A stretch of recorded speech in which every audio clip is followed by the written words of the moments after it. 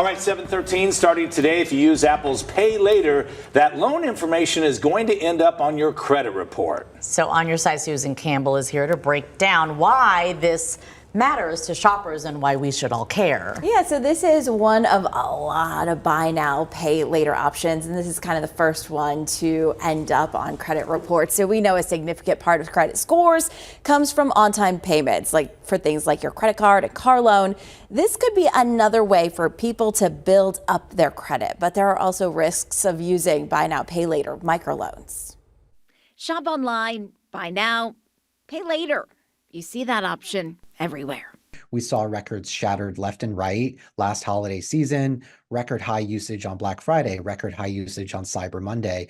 It's just become integrated into every form of e-commerce, and people are just getting more and more used to it, especially if they're a little slippery on their cash flow. And now some of those microloans will be factored into credit scores. Experience says it's going to include information from Apple Pay Later on consumers' credit reports. For people who are maybe not eligible for a credit card, or they just don't want to carry a credit card, this offers another way for people, particularly young people, to build their credit score over time using something other than a credit card. CNET's Brian Wolney expects other tech companies will do the same.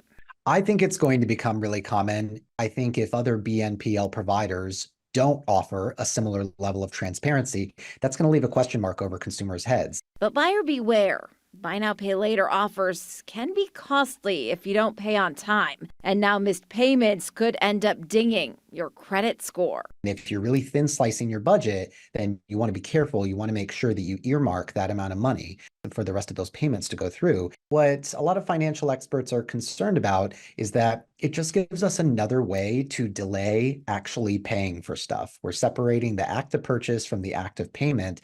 And so that can get some of us into more debt or get some of us into more trouble over time. Typically, buy now, pay later loans are due in 4 installments spread out over 4 to 8 weeks. Late fees vary from company to company, but I am going to say it again. If you use these, make sure you have that money set aside, ready to go.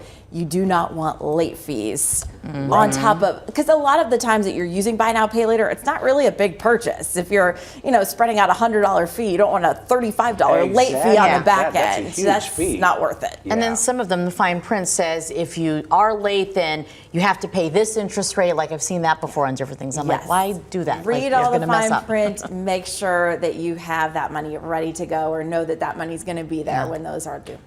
All right, Susan, thank you. Thank you.